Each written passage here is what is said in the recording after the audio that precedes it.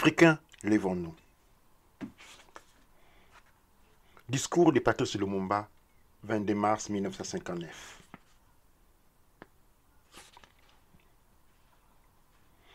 Patrice Lumumba, discours prononcé à la séance de clôture du séminaire international d'Ibadan, au Nigeria, le 22 mars 1959.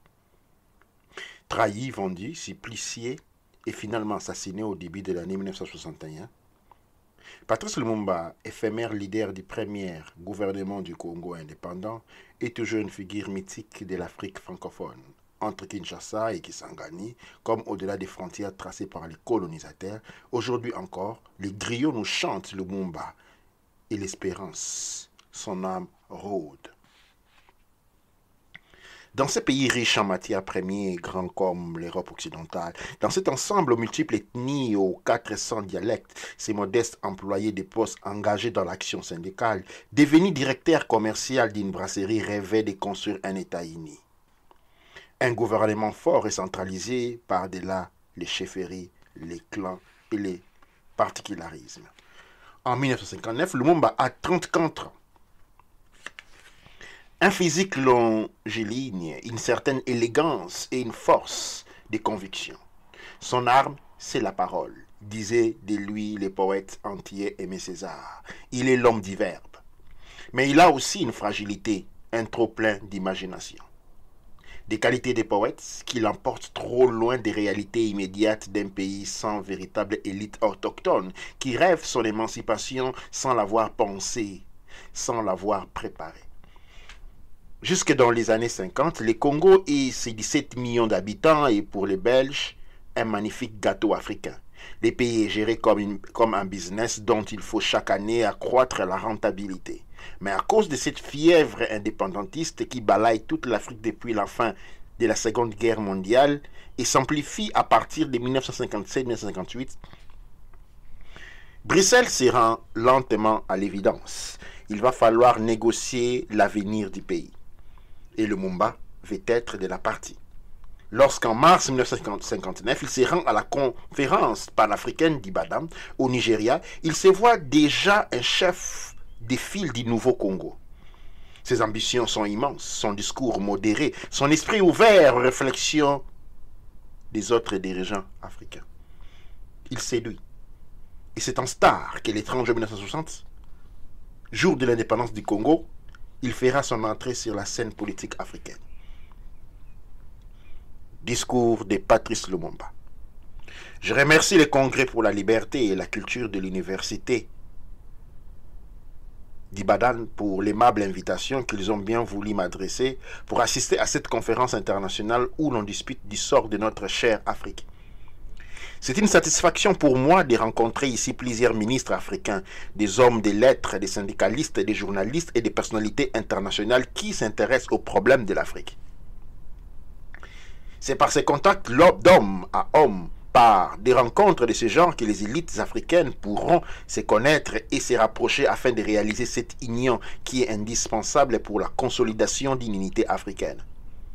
En effet, l'unité africaine tant souhaitée aujourd'hui par tous ceux qui se soucient de l'avenir de ce continent ne sera possible et ne pourra se réaliser que si les hommes politiques et les dirigeants de nos pays respectifs font preuve d'un esprit de solidarité, de concorde et de collaboration fraternelle dans la poursuite du bien commun de nos populations.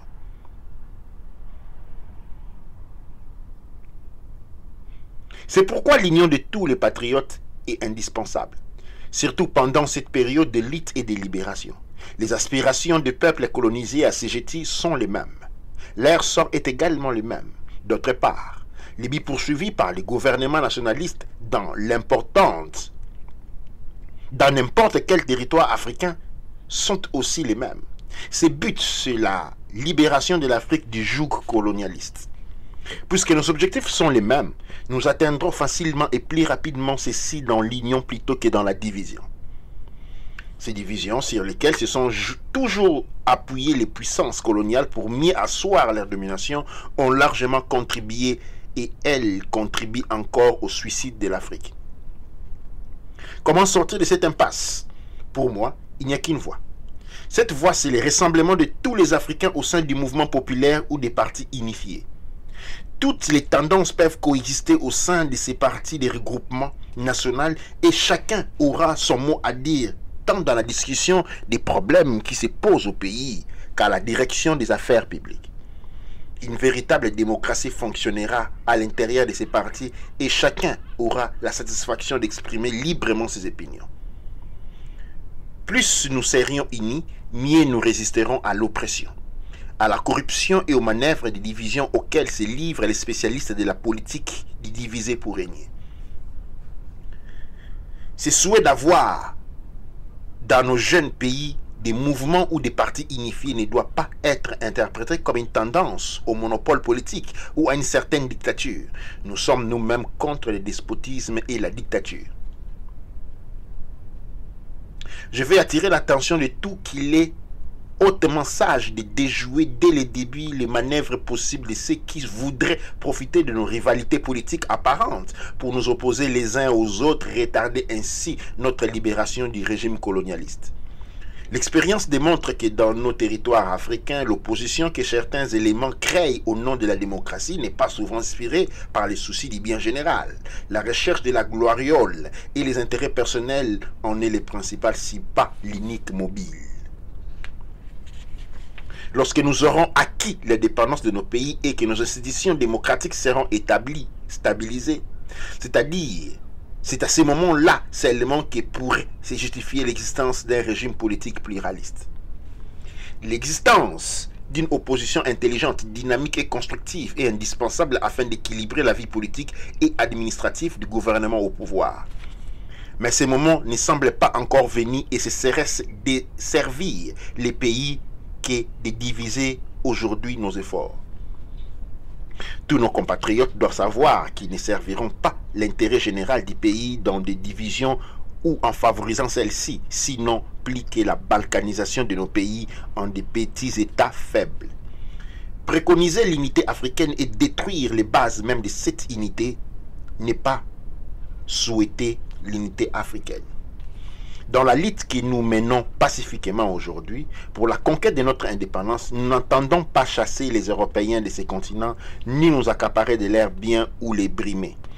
Nous ne sommes pas des pirates.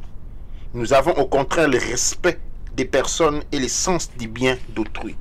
Notre seule détermination, et nous voudrions que l'on nous comprenne, est d'extirper le colonialisme et l'impérialisme de l'Afrique. Nous avons longtemps souffert et nous voulons respirer aujourd'hui l'air de la liberté. Le Créateur nous a donné cette portion de la terre qui est le continent africain. Elle nous appartient et nous en sommes les seuls maîtres. C'est notre droit de faire de ce continent un continent de la justice, du droit et de la paix. L'Afrique tout entière est irrésistiblement engagée dans une lutte sans merci contre le colonialisme et l'impérialisme.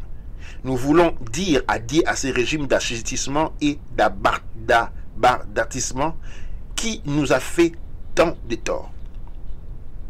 Un peuple qui en opprime un autre n'est pas un peuple civilisé et chrétien. L'Occident doit libérer l'Afrique le plus rapidement possible. L'Occident doit faire aujourd'hui son examen de conscience et reconnaître à chaque territoire colonisé son droit à la liberté et à la dignité. Si les gouvernements colonisateurs comprennent à temps nos aspirations, alors nous participerons avec eux. Mais s'ils obstinent à considérer l'Afrique comme leur possession, nous serons obligés de considérer les colonisateurs comme des ennemis de notre émancipation. Dans ces conditions, nous leur retirerons avec regret notre amitié. Je me fais le devoir de remercier ici publiquement tous les Européens qui n'ont ménagé aucun effort pour aider nos populations à s'élever. L'humanité tout entière leur sera gré pour la magnifique œuvre d'humanisation et d'émancipation qu'ils sont en train de réaliser dans certaines parties de l'Afrique. Nous ne voulons pas nous séparer de l'Occident, car nous savons bien qu'aucun peuple au monde ne peut se suffire à lui-même. Nous sommes partisans de l'amitié avec les races, mais l'Occident doit répondre à notre appel. Les Occidentaux doivent comprendre que l'amitié n'est pas possible dans des rapports de suggestion et de subordination.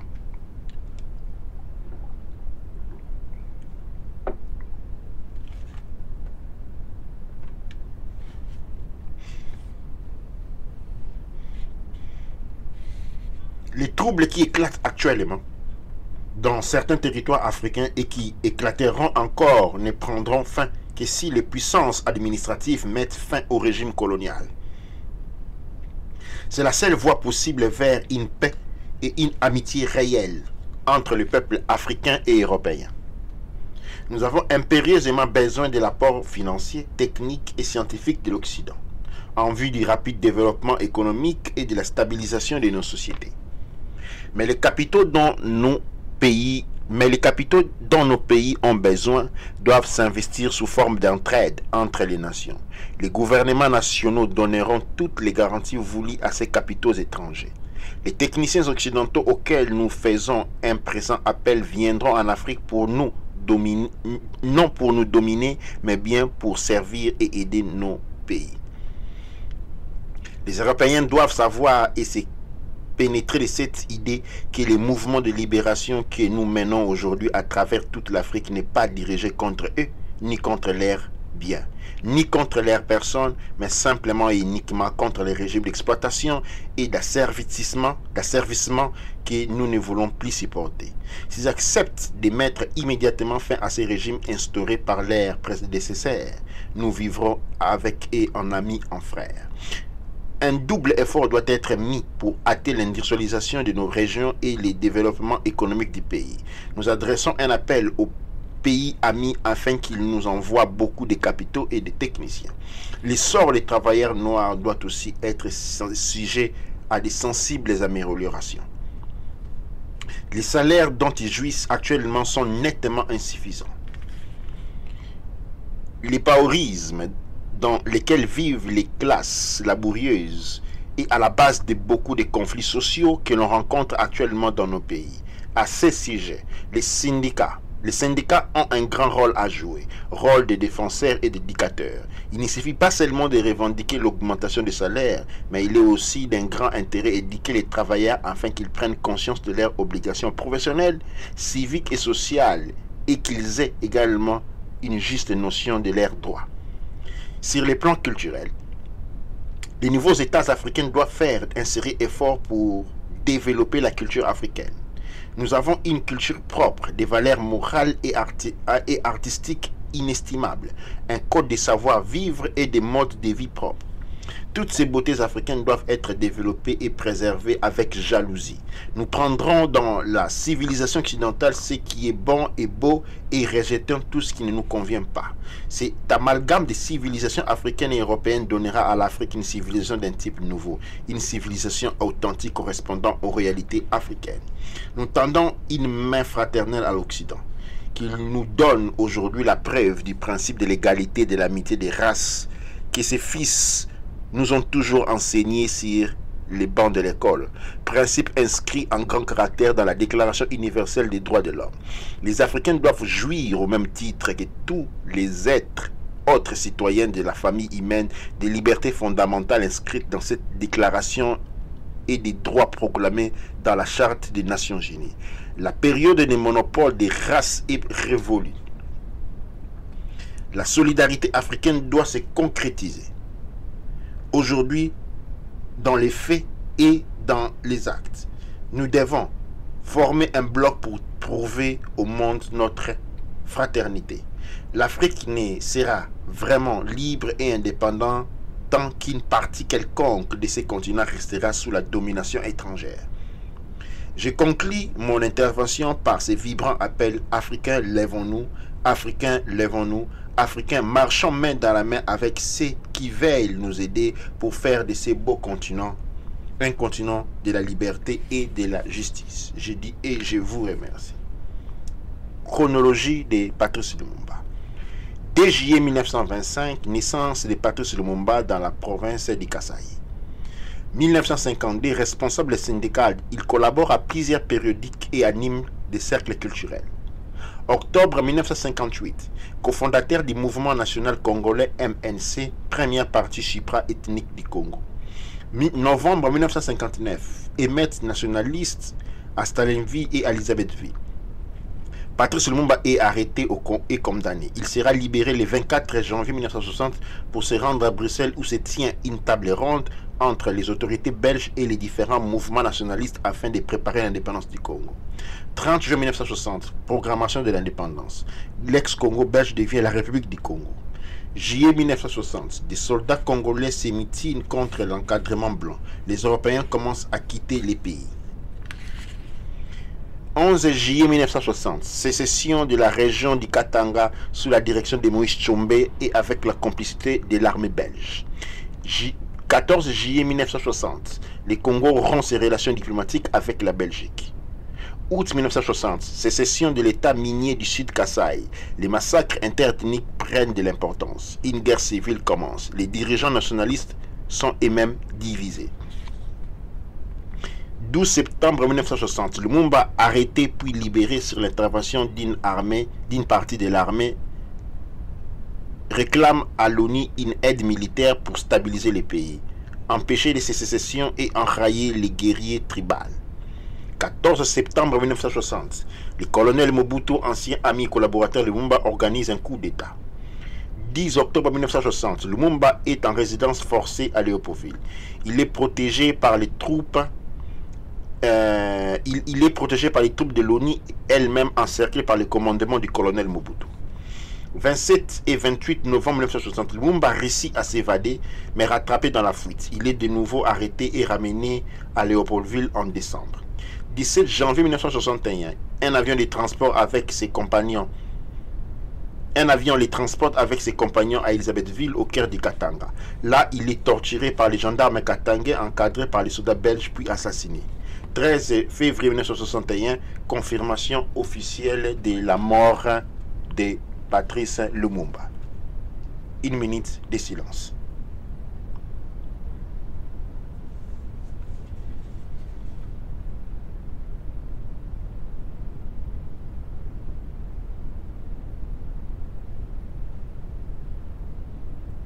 Je vous remercie.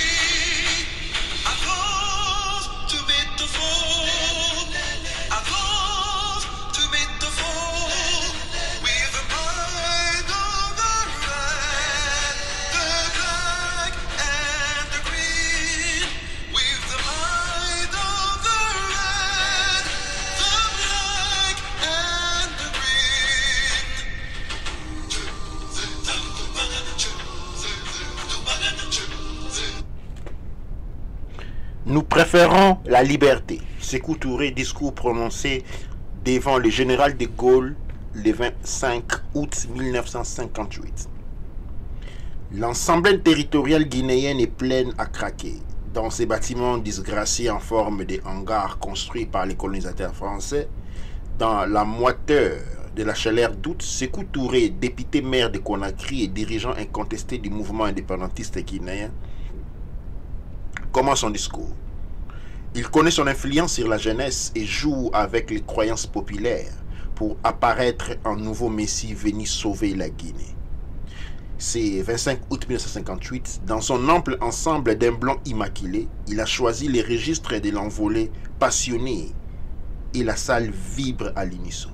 Mais au-delà de cette mise en scène parfaite, les leaders du panafricanisme expriment surtout les aspirations de cette jeune élite africaine bouillonnante qui rêve d'un continent fort et qui craint par-dessus tout la balkanisation de l'Afrique, son éclatement en des multiples micro-États peu fiables économiquement et toujours dépendants du monde occidental, de l'ex-colonisateur. Face à Sékou Touré se tient le général de Gaulle, en tournée en Afrique francophone.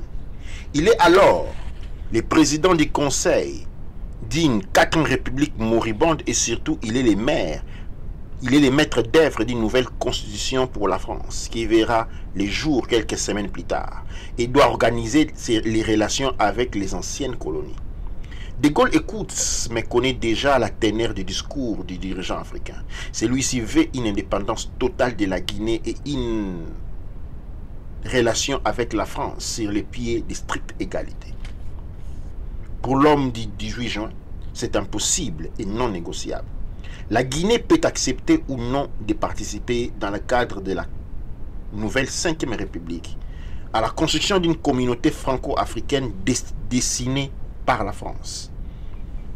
Si elle refuse, la France retirera immédiatement ses cadres administratifs et militaires du pays, puis tous ses fonctionnaires. Elle abandonnera la Guinée à son sort. C'est ce qu'elle fit dès le 29 septembre 1958. La veille, la Guinée avait voté à une très large majorité contre les projets gaullistes. Discours de Sékou Touré. Monsieur le président du gouvernement de la République française, dans la vie des nations et des peuples, il y a des instants qui semblent déterminer une part décisive de leur destin, ou qui, en tout cas, s'inscrivent au registre de l'histoire en lettres capitales autour desquelles les légendes s'édifient. Monsieur le Président, vous venez en Afrique précédé du double privilège d'appartenir à une légende glorieuse qui magnifie la victoire de la liberté sur l'asservissement des lettres. Le premier chef du gouvernement de la République française a foulé les sols de Guinée. Votre présence parmi nous symbolise non seulement la résistance qui a vu les triomphes de la raison sur la force, la victoire du bien sur le mal, mais elle représente aussi, et je puis même dire surtout, un nouveau stade. Une autre période décisive, une nouvelle phase d'évolution. Comment le peuple africain ne serait-il pas sensible à ces augures? Lui qui vit quotidiennement dans l'espoir de voir sa dignité reconnue et renforce de plus en plus sa volonté d'être égal au meilleur. La valeur de ce peuple, Monsieur le Président, vous la connaissez sans doute mieux que nul autre, pour en avoir été juge et témoin aux heures les plus difficiles que la France ait jamais connues.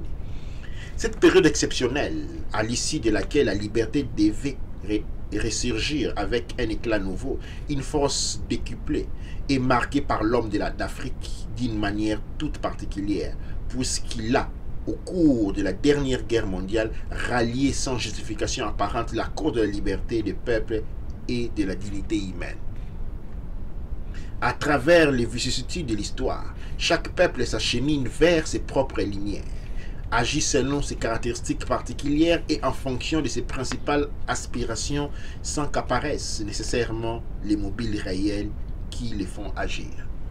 Notre esprit, pourtant rompu à la logique implacable des moyens et des fins, ainsi qu'aux dires disciplines des réalités quotidiennes, est constamment attiré par les grandes nécessités de l'élévation et de l'émancipation humaine.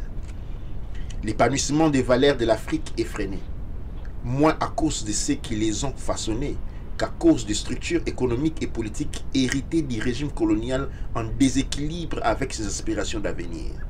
C'est pourquoi nous voulons corriger, non par des réformes timides et particulières, mais fondamentalement ces structures afin que les mouvements de nos sociétés suivent la ligne ascendante d'une constante évolution, d'un perpétuel perfectionnement. Le progrès est en effet une création continue, un développement ininterrompu vers le mieux, pour les meilleurs.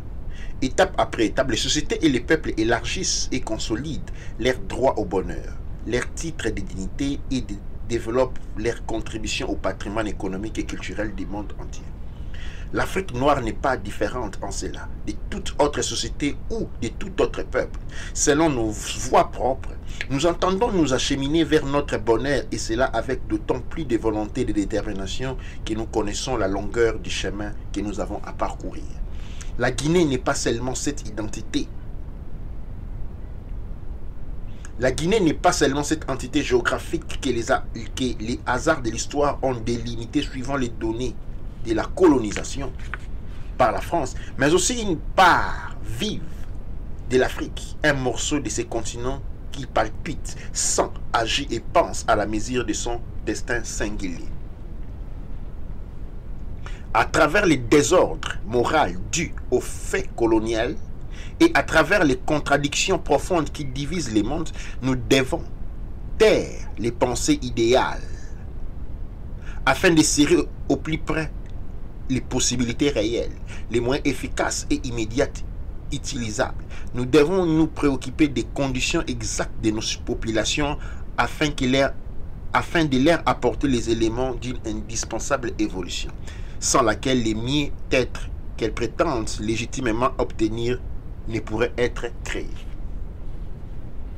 Si nous ne employons pas à cette tâche, nous n'aurons aucune raison de vouloir remplir les fonctions dont nous avons la charge, aucun droit à la confiance de nos populations. C'est parce que nous nous interdisons de confisquer à notre profit la souveraineté des populations guinéennes que nous devons vous dire sans détour, Monsieur le Président du Conseil, les exigences de ces populations pour qu'avec elles soient recherchées les voies les meilleures de leur émancipation totale. Les privilèges d'un peuple pauvre et que les risques qui courent ces entreprises immenses et les dangers qu'ils courent sont moindres. Les pauvres ne peuvent prétendre qu'en s'enrichir et rien n'est plus naturel que de vouloir effacer toutes les inégalités et toutes les injustices. Ces besoins d'égalité et de justice, nous les portons d'autant plus profondément en nous que nous avons été plus directement soumis à l'injustice et à l'inégalité. Nous avons, quant à nous, un premier et indispensable besoin, celui de notre dignité. Or, il n'y a pas de dignité sans liberté, car tout assujettissement, toute contrainte imposée et subie dégrade celui sur lequel elle pèse. Elle retire une part de la qualité d'homme et en fait arbitrairement un être inférieur. Nous préférons la pauvreté dans la liberté à l'opulence dans l'esclavage. Ce qui est vrai pour l'homme l'est autant pour les sociétés et le peuple. C'est ce souci de dignité, cet impérieux besoin de liberté qui devait susciter aux heures sombres de la France les actes les plus nobles, les sacrifices les plus grands et les plus beaux traits de courage. La liberté, c'est le privilège de tout homme, les droits naturels de toute société ou de tout peuple, la base sur laquelle les États africains s'associeront à la République française et à d'autres États pour le développement de leurs valeurs et de leurs richesses communes. Notre option fondamentale qui, à telle seule, conditionne les différents choix que nous allons effectuer réside dans la décolonisation intégrale de l'Afrique. Ces hommes, son économie, son organisation administrative et envie de bâtir une communauté franco-africaine solide et dont la pérennité sera d'autant plus garantie qu'elle n'aura plus dans son sein les phénomènes d'injustice, de discrimination ou toute cause de dépersonnalisation et d'indignité. Notre cœur, notre raison, emplie de nos intérêts les plus évidents, nous font choisir sans hésitation la dépendance et la liberté dans cette union, plutôt que de nous définir sans la France et contre la France. Et c'est en raison de cette orientation politique que nos exigences doivent être toutes connues pour que leur discussion soit facilitée au maximum. D'aucuns, en parlant des rapports franco-africains, situent leur raisonnement dans le domaine économique et social exclusivement et concluent fatalement, compte tenu du grand retard des pays sous-développés d'Afrique, par l'apologie de l'action coloniale de la France. Ces hommes oublient qu'au-dessus de l'économie et du social, il y a une valeur autrement plus importante qui oriente et détermine le plus souvent l'action des hommes d'Afrique. Cette valeur supérieure réside essentiellement dans la conscience qu'apportent les hommes d'Afrique à la lutte politique, tendant à sauvegarder leur dignité et leur originalité et libérer totalement leur personnalité. Aujourd'hui, en raison de l'évolution de la situation internationale et surtout du gigantesque progrès du mouvement de décolonisation dans les pays dépendants, nous pouvons affirmer que la force militaire dirigée contre la liberté d'un pays ne peut plus garantir ni les prestiges ni les intérêts d'une métropole. Le rayonnement de la France, la garantie et le développement de ses intérêts en Afrique ne sauraient désormais résulter que de l'association libre des pays d'outre-mer. L'action économique et culturelle de la France demeure encore indispensable à l'évolution harmonieuse et rapide des territoires d'outre-mer. C'est en fonction de ces leçons du passé et des impératifs de cette évolution nécessaire, de ces progrès généraux irréversibles déjà accomplis, de la ferme volonté du peuple d'outre-mer à accéder à la totale dignité nationale, excluant définitivement toutes les séquelles de l'ancien régime colonial, que nous ne cessons, dans le cadre d'une communauté franco-africaine égalitaire et juste, de programmer la reconnaissance mutuelle et l'exercice effectif du droit à l'indépendance des peuples d'outre-mer. Nous acceptons volontairement certains abandons de souveraineté au profit d'un ensemble plus vaste parce que nous espérons que la confiance placée dans le peuple français et notre participation effective au double échelon législatif et exécutif de cet ensemble nous sont autant de garanties et de sécurité pour nos intérêts moraux et matériels. Nous ne renonçons pas et ne renoncerons jamais à notre droit légitime et naturel à l'indépendance, car à l'échelon franco-africain, nous entendons exercer souverainement ces droits. Nous ne confondons pas non plus la jouissance de ces droits à l'indépendance avec la sécession d'avec la France, à laquelle nous entendons rester liés et collaborer à l'épanouissement de nos richesses communes. Les projets de constitution ne doivent pas s'enfermer dans la logique du régime colonial qui a fait juridiquement de nous des citoyens français et de nos territoires une partie intégrante de la République française, une et indivisible. Nous sommes africains et nos territoires ne sauraient être une partie de la France. Nous restons citoyens de nos États africains, membres de la communauté franco-africaine. En effet, la République française, dans l'association franco-africaine, sera un élément, tout comme les États africains seront également des éléments constitutifs de cette grande communauté multinationale composée d'États libres et égaux. Dans cette association avec la France, nous viendrons en peuple libre et fier de leur personnalité et de leur originalité, en peuple conscient de leur apport au patrimoine commun, enfin un peuple souverain participant par conséquent à la discussion et à la détermination de tout ce qui, directement ou indirectement, doit conditionner leur existence. La qualité, ou plutôt la nouvelle nature des rapports entre la France et ses anciennes colonies devra être déterminée sans paternalisme et sans duperie. En disant non de manière catégorique à tout aménagement du régime colonial et à tout esprit paternaliste, nous entendons ainsi sauver dans le temps et dans l'espace les engagements qui seront conclus par la nouvelle communauté franco-africaine. En dehors de tout sentiment de révolte, nous sommes des participants résolus et conscients à une évolution politique en Afrique noire, condition essentielle à la reconversion de tout l'acquis colonial vers et pour les populations africaines. Les territoires actuels de l'AOF et de l'AEF ne doivent pas être des entités définitives. L'immense majorité des populations intéressées veut substituer aux actuelles entités AOF Togo et AF des États puissants, fraternels unis à la France. Des considérations humaines et sociales autant qu'économiques et politiques plaident en faveur de la constitution de ces États qui seront dotés des parlements et des gouvernements démocratiques. Ces grandes perspectives qui vont pouvoir accélérer l'histoire de nos pays en leur permettant de transcender les particularismes et les égoïsmes, ou plutôt leurs contradictions internes, demeurent pour notre génération la voie la plus sûre, la plus directe pour aboutir à la paix et au bonheur.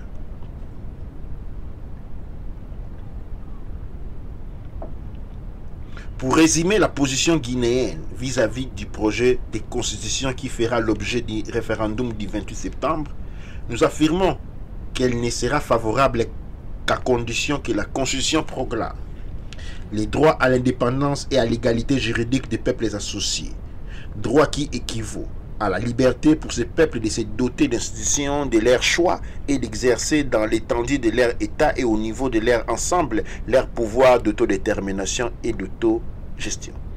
Les droits de divorce sans lesquels les mariages franco-africains pourraient être considérés dans le temps comme dans une structure arbitraire imposée aux générations montantes. La solidarité agissante des peuples et des États associés afin d'accélérer et d'harmoniser leur évolution. Dans l'intérêt bien compris des peuples d'outre-mer et de la France, nous osons penser, Monsieur le Président, que votre gouvernement saura proposer au référendum un projet de constitution tenant compte non pas des conceptions juridiques basées sur un régime impopulaire, mais seulement des exigences exprimées par des peuples mûrs, tous solidairement et fermement décidés de se construire un destin de liberté, de dignité et de solidarité fraternelle pour la communauté multinationale qui sera l'association de nos États, pour l'unité et l'émancipation de l'Afrique. Vive la Guinée, vive la France. Chronologie. 1880-1900, la France s'installe en Guinée en jouant principalement sur les dissensions entre chefs locaux. 1900-1912, forte résistance à la colonisation et répression violente.